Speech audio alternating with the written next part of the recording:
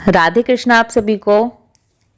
आज की इस वीडियो में हम चर्चा कर रहे हैं कि दिवाली इन सब की पूजा विधि क्या होती है, इस पर हमें किस तरह से क्या चीजें करनी चाहिए।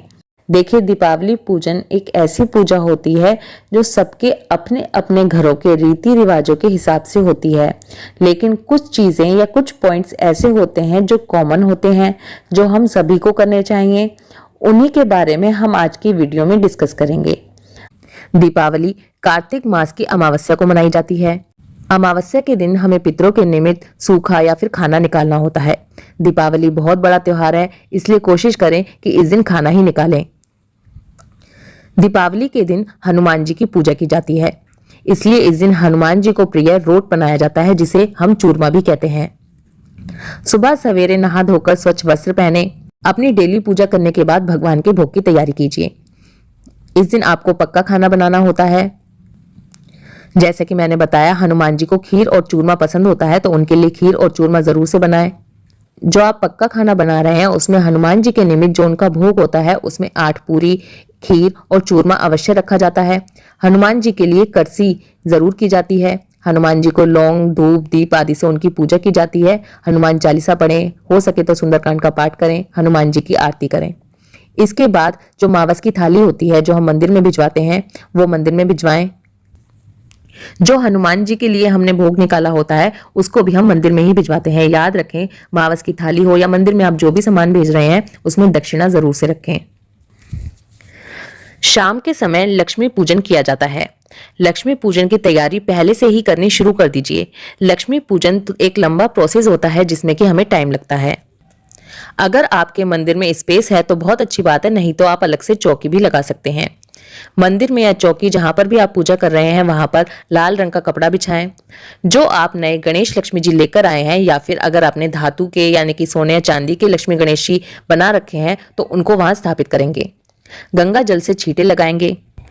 लक्ष्मी गणेश जी के साथ साथ विष्णु भगवान की प्रतिमा, श्री यंत्र जो लक्ष्मी जी का होता है, सोने या चांदी की जो भी वस्तु आपके पास है, घर के जितने भी सदस्य होते हैं उन सभी को अपने पास से, अपने पर्स में से जो भी पैसे होते हैं वो जरूर पूजा के स्थान पर रखने चाहिए।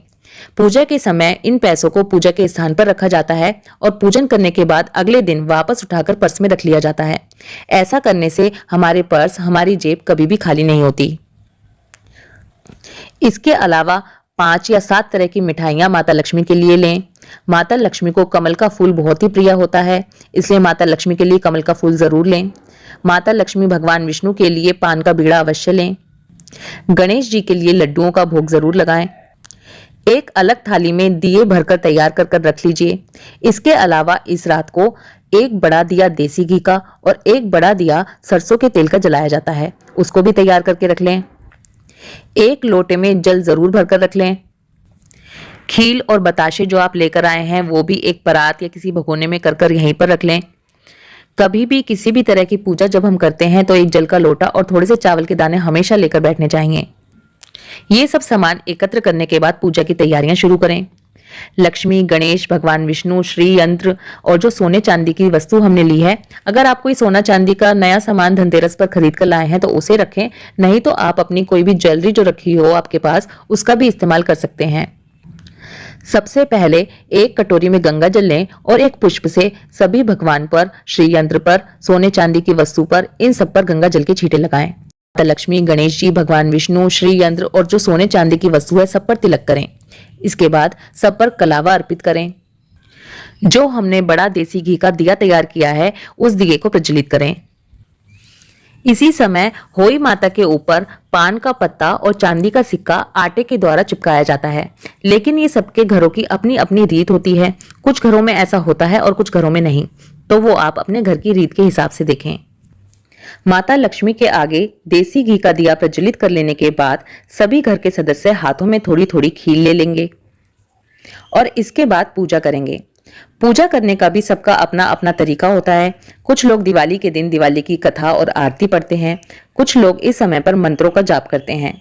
ये पूजा करने के बाद सभी ने जो हाथों में खील ली है वो भगवान के आगे, माता लक्ष्मी के आगे अर्पण कर देंगे। जितनी भी मिठाइयाँ, पान का बीड़ा जो सब आपने लिया है वो सब भगवान को, माता रानी को, भगवान गणेश को अर्पित करेंगे।